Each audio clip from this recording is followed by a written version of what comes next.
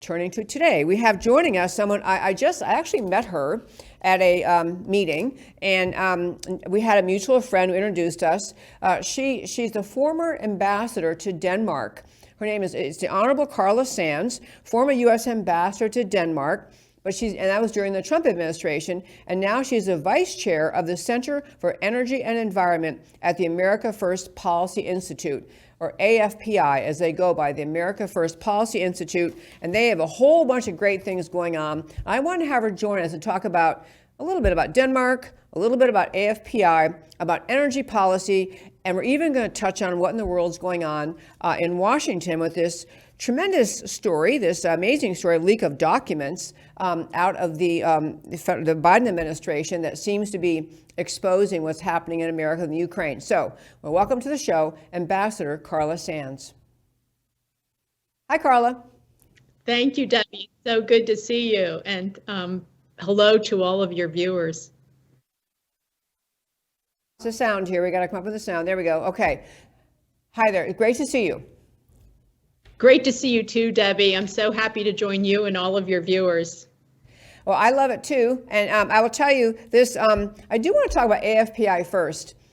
I think this is the neatest organization. Again, it's America First Policy Institute, and it's headed up by Brooke Rollins, who's been on the show. She's a Texan. That's why she's great. No, she's great anyway. But she used to head up the Texas Public Policy Foundation. She is, heading up this group. And I'll just let you say, what is the overarching purpose of AFPI in your view?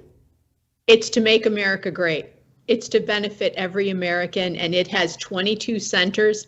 It focuses on bringing opportunity and jobs, making life affordable for Americans, making energy abundant and inexpensive again. And we have Faith Center. If you go online and you visit America First Policy Institute, you can see our centers. You can find out how to get involved and how to support this important work. Our chairman of the board is a wonderful woman named Linda McMahon, who was President Trump's small business administrator. It's run day to day by former acting Secretary of Homeland Security, Chad Wolf.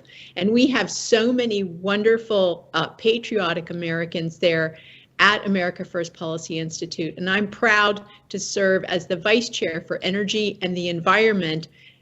Former Governor and Secretary of Energy Rick Perry is the chair of that center. So we're doing great work. We're involved with the new bill that just passed through the Congress called H.R. 1, Making Energy Affordable and Abundant. And it has information. If you're interested, I can talk about that, or we can pivot to something else, Debbie. Okay, I will tell you, in getting ready for today, I was thinking through some of the people involved with AFPI, America First Policy Institute, I've either known or heard speak. So I printed out all of the people, like a quick from your website, all the people who are involved. It's an extraordinary collection of patriots, of thinkers, of bright people. I was thinking when you all meet together, it's like all this intelligence and knowledge in one place. It's got to be tremendous. But they are really doing a continuation of policies, a push to continue the policies that really Donald Trump brought to the fore for America, this idea of we should try to make America great again. So I love it. I'm so impressed by it. And I don't want to spend too much time on the people there, although I urge everyone listening, check out their website, understand all the areas that they're looking at, and how passionately they are trying to put the spirit of Make America Great Again into specific policies in a whole wide range of areas, including, as you just mentioned, our former governor of the great state of Texas, Rick Perry. He's involved. That's great. But actually, I don't know about the what you just mentioned a minute ago. Let's just start with that. What is the H.R. 1 you were just talking about? Yeah, so that is actually the energy bill that just passed in the House under Speaker Kevin McCarthy and led by Majority Leader Steve Scalise. And it's about bringing affordable energy back to America, because with affordable energy, the price of everything will come down. It has 5 pillars. And, we know the Biden administration has been at war since day one against our American energy. And so it number one, unleashes our American energy. There's permitting reform, and it's not just permitting for energy, it's for all industries, so we can rebuild our infrastructure without so much obstruction by green activists. We call it denial by delay. They just delay things until companies give up. And it allows us to build the things we need for energy, like refineries. It allows us to put pipes through different states. Like right now, Pennsylvania Energy can't go to New England. And until like a few months into the war between Ukraine and Russia, New England was heating their homes with Russian gas for years because our domestic energy wasn't allowed to flow to them. So it stops that. And then it also does something, it makes sure that we have resources, domestic resources, and processing of critical minerals. And those are the minerals in our cell phones and in electric car batteries that are largely processed and controlled by communist Chinese. And so we want to make sure that we have those domestically available and secure, because they're also in our defense equipment. So there's 5 exciting pillars, and what it does is it unleashes American energy and benefits everybody watching this show. I just love that. And actually, if people go, is what you just described about that bill, is it on your website on AFPI and America First Policy? Yes, not only is it, can you find it either through AFPI or by going to HR1, but we had at AFPI Representative Scalise, Kathy McMorris Rogers, who chairs Energy and Commerce, and other leaders of this bill come to AFPI and talk about it. Brooke Rollins was there, and Linda McMahon and others, because it is so important. There's, in my opinion, nothing more important right now than getting our energy affordable. I mean, there's many wars and many battles that we're in as Americans who love our country and our, I would say, our Judeo-Christian heritage. But the number one thing we can do to make life affordable again is have cheap and abundant energy. Could not agree more. And I was going to chime in on that point. You know, we had, I've had several experts on the show talking about American economy and what's happening to our economy and the harm to industry and to American citizens as the economy is in danger. And many people point out, well, if you make energy too expensive, everything suffers. The whole economy suffers. Families suffer the price of gasoline. Every business trying to build a product or trying to ship a product, everything in the economy, the price of energy filters in like a snake, or it just filters through the entire economy.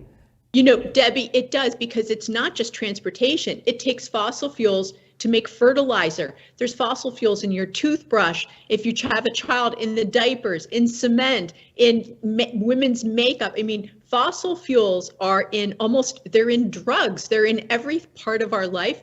And we need to have a secure supply, not just for transportation, but for everything. You cannot replace fossil fuels. And I just want to pop one more thing in, Debbie, because I'm from the beautiful state of Pennsylvania. I'm an 8th generation Pennsylvanian. And we have enough energy in Pennsylvania to power our entire country for hundreds of years. But in the United States, we have enough to power the world, and we will never run out. And they're clean when they're harvested in America. We refine them cleaner, we harvest them cleaner. And so we want to make sure that we get back to an American energy dominance, because it cleans up our environment and powers our lives. And so that's an important point, that we're never going to run out. I love that. I must ask you 2 things. One is, what are your odds in the Senate of getting this? I mean, of course, the House, thank goodness for the House, has a slim conservative majority, but do you know yet, what are the odds in the Senate of getting this bill rolling? Oh my gosh, Debbie, when you said, what are the odds in the Senate? So I ran for the Senate in 2022 and I got mem-and-ahs. But anyway, today's Senate, I will say that Joe Manchin, if we can get him on board, because he wants some of these pipes in his state of West Virginia, it's a big energy state. And so if we can get him on board, he has a re-election coming up. This would be a great move for him if we can get it through the Senate. Can Joe Biden really not sign this into law when it benefits so many Americans? Well, we'll see, because he's also running for re-election. And that would be a great move to pull the country together. So I think to be determined. Oh, I love that. That was my next question is, even if you somehow get it through the Senate, which would be wonderful, and I agree, Joe Manchin and maybe some of the other Democrats who they're getting pressure from their own constituents about the disaster of our economy and energy. But then it's whether you can get President Biden to sign it, which is a whole other issue. But, it's an amazing thing to think how far we've come down the path of having people in power will fight against free and abundant energy as long as they can attach to it. Well, but fossil fuels can't have fossil fuels. And so, we got to all sacrifice, we got to all suffer. Yeah. Well, it's great to say that in the abstract, but when you see what it does to the economy and businesses, there'll be a lot of Americans saying, you know what, you can't do this to us. But Debbie, it's a lie too. It's a lie. Please, I couldn't agree more. It's a lie. Go ahead. I mean, we don't need to end fossil fuel use in our country or dependency. No, we can increase it because we need to be able, part of that bill allows us to export our American natural gas to Europe. If we just switch them from other natural gas to American natural gas, it'll actually clean up the air. We want a clean planet, clean water, clean air, no question. And American energy is cleaner than energy from other countries. And we're the only free market country that actually has an unlimited supply of gas and oil. Where else are you going to get it? Iran, Venezuela, Russia, Saudi Arabia. Well, they're not quite the same profile as the United States of America with our liberty and our clean environmental standards. So part of that bill does unlock the ability to sell to our allies and partners. Oh, I love this. I mean, and actually with what you're saying, I've had different experts on the show, and you're saying it beautifully and eloquently yourself as well. We've allowed this whole mantra to develop, this whole invasion of the mindset in America where people, they think, okay, we have to get rid of fossil fuels, but maybe we can give ourselves 5 more years when in fact we don't need to at all. We don't need to, we don't need to. Yeah, it's amazing. I did want to hit on that because it's kind of related to that. The Biden administration has put through it didn't go through Congress or anything, but a new emission standard coming out of the EPA. I don't know if you happen to see this story, but the Biden administration, new emission standards that are essentially going to car manufacturers.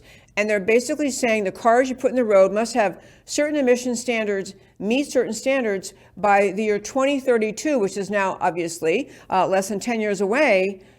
And the calculation being done is for car manufacturers to meet this new emission standard the EPA put out, they'll have to have essentially 2/3 of the cars they produce be electric vehicles to meet this emission standard. And tell me like the 25 million things that are wrong with this policy, please. Okay, just to start with, the grid can't handle 2/3 of the cars being electric. The grid's not capable, and most of the grid energy comes from fossil fuels. Just to remind you of that. Second, what it does is it pushes working class Americans out of their combustion engine cars, which are affordable, and into expensive electric vehicles that working class people can't necessarily afford those. And then just to get into the weeds a tiny bit, the batteries that are in these electric cars, parts of them are often mined by child slave labor in Africa, places like Angola. And then we have the Chinese slave labor in the Uyghur Muslim, their concentration camps, where they do unpaid or barely paid labor at the behest of the Chinese Communist Party. And things like our solar panels and probably battery parts, I don't know, are being made by these folks. So do we want to build up the Chinese Communist Party, or do we want to build American jobs and American greatness? That's the question. What I see in this new well, it's not an executive order, it's a regulation from the EPA, is that they're trying to make law from bureaucrats rather than that would never pass through the House. So we have, of course, we need lawsuits to stop it, first of all. But the sad thing is that because of the coercion by these Marxists in the White House, car manufacturers are going to make these cars. They can't not. They're being compelled. It's a government shove to perform in a certain way. And so what we're going to see when we go to buy a car, higher prices and a lot more battery powered cars, when today only 6% of Americans actually drive battery powered cars or electric vehicles. The rest of us drive combustion engine cars, so we can go and fill up whenever we need to at the gas station. The government wants to build electric charging stations because it's not economically feasible. Gas stations are privately owned by individuals because it's an economically viable business, but electric car charging stations aren't. So we have a lot of issues here, and I hope you will call your representative and tell them EPA has to knock it off. If you have friends that are lawyers, they should look at this as a lawsuit to protect American consumers. This is overreach. I think that it will go to the courts. And you can also write op-eds, your opposition. You can do all kinds of social media. And I hope you will be very loud and vocal about this. We cannot let this gang of thieves take our liberties and take our choices away. They're trying to limit the mobility of our working people. That's what this is at the end of the day. As my sister often says to me, amen, sister, could not agree more with every single thing you just said. And actually, it's a really astonishing thing to go back to, harp on the point I was making a minute ago. People got duped into thinking we have a massive climate change, disaster impending, and the world's going to end or whatever. And it's been going on for 40 or 50 years. We're too hot, we're too cold, whatever it was. The world's going to end. And Yes. so we get people who just think, then no matter what it takes, we have to go to electric cars if that's what it takes to save the environment. And the truth is, if that's what it really took to save the environment, if CO2 was really such a danger, and if fossil fuels were really so dangerous, Americans would get on board and say, okay, I guess we have to. But the fact is, you and really countless other well-informed experts are getting the message out to the American people. There is no need to cut back on fossil fuels. And if you think about what Biden's doing here, if the EPA is doing, they wouldn't dream of doing it, except they think the American people have actually bought into the climate alarmism, will get on board with abandoning fossil fuels, get on board with electric vehicles, which, as you're pointing out so well, doesn't really do anything because of all the ingredients that go into creating electric vehicles. You're still using things in the environment, including products that are created by slave labor. So I love that you jumped right into talking about what to do about it, because the overreach by the EPA and many federal agencies, it happened during COVID with FDA, CDC, the notion in America that you have the EPA issuing an edict, which is eventually going to, if not challenged, end up causing most people to surrender, not have a car, or have a car they can't afford to keep up, they can't afford to charge. I mean, it is a freedom-altering, freedom-impeding effort by the EPA to drive manufacturers to that. So it's not so much an energy issue, it's a freedom issue, in my view. It's a freedom issue. I love that you said it that way. So tell people quickly again what they can do. I want to be honoring your time. I see the time. What people can do. So sure. So first of all, you can follow me on Twitter, on Instagram. I'm Carla H. Sands on Twitter, Carla Sands, I think, on Instagram. And take a look at the energy accounts that I follow if you're interested, because you can get involved in promoting the truth to people. I'm writing a children's book. What I'd love you to do is get active, take action to stop this. Whether you're an attorney or you're on social media, you're willing to write an op-ed to your local paper, talk to a group of students, tell them the truth. They've never heard the truth. Young people get one story, that there's a climate emergency and that the world, according to AOC, is going to end in 12 years. And that was 2 years ago. Or, you can go to every kind of prophet of doom.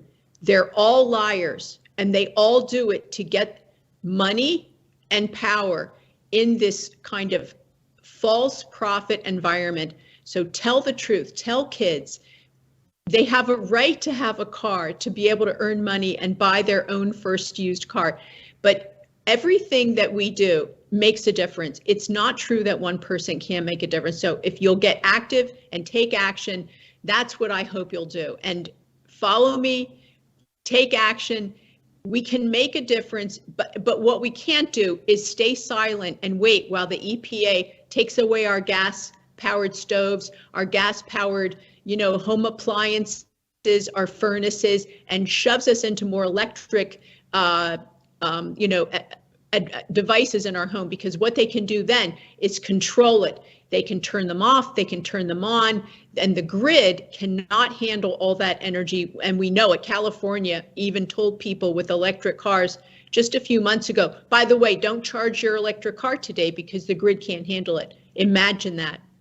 Imagine that, yeah. By the way, you used a word a moment ago that I could not agree with you more about the American government, the federal government. We use the term Marxist, and I want to underscore that for people. When people talk about, oh, the left has become all Marxist, and they have, I think there's a tendency to think, well, unless they ran on a platform of I'm a member of the Marxist Party or I'm a Democrat socialist, unless they run on that, it's really not fair to call them Marxist. That's a line you hear. But actually, when you look at the control they're trying to take over the American people, our economy, our cars, our lives, that is what Marxism is. It is just a notion that government exists to control you to the extent that you permit them to do that. And they will continue increasing their control over you unless you stand up and speak up for the freedom America was founded on. If you have one last shot, if you want to respond to that, then I will let you go. Okay, well, Debbie, I will just say this. If you look at how the Democrats vote, take a look at how they vote. They may talk a good game, talk life or talk, opportunity. They vote like Marxists. They vote with this very left-wing agenda. It's not JFK's Democrat Party anymore. I hope that we can have more patriotic Americans who really do put the American people first, run for office, but it's also going to take a lot of activists to make a difference. And I hope that we get this voting system right with ballots. I'm worried about 2024. That's my parting shot. That is a great parting shot. We'll have to do this again sometime because I have talked about that issue too so often about elections. And if you can't get elections fair and square and honest, nothing else matters. You can convince the American people of every conservative policy, every pro-America agenda item, but if elections are not honest, it doesn't make any difference at all. You get the people in power who could keep on taking your freedom away. Ambassador Carla Sands, we didn't even talk about Denmark or Ukraine. So I hope we can have you again on sometime soon. Thanks. Take care. Thanks for joining me. Thank you.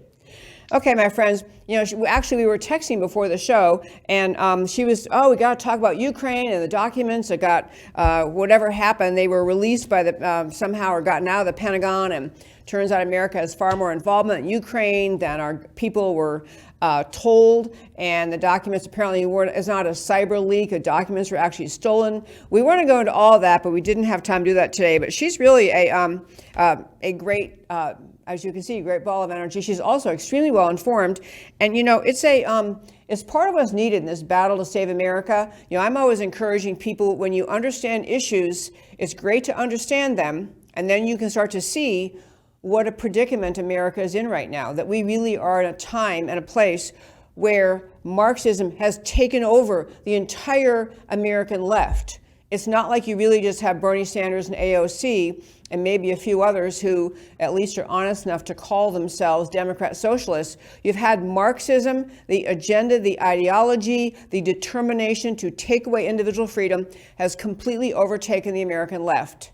And you see it evidenced in policies like we were just talking about. Evidence in policies that are just kind of, we're going to take away your right to have freedom to drive your car with affordable fossil fuels, to have the freedom to travel, to have the freedom to live your life how you want. And they do it through an excuse of a policy that says, well, we're just trying to control fossil fuels, so therefore we're forcing electric cars on people, which, the more you read about electric cars, you realize they are, more expensive to buy. They are very expensive to maintain, and we don't have sufficient charging stations, there's no reason, based on the science, for America to be trying to tamp down or end fossil fuel production or to attack cars, fossil fuel driven cars, powered cars. There's no reason to try to be stopping that at all. Those are what the climate facts are. And yet we are watching this regime use the climate issue, use the fear they have implanted in the hearts and minds of Americans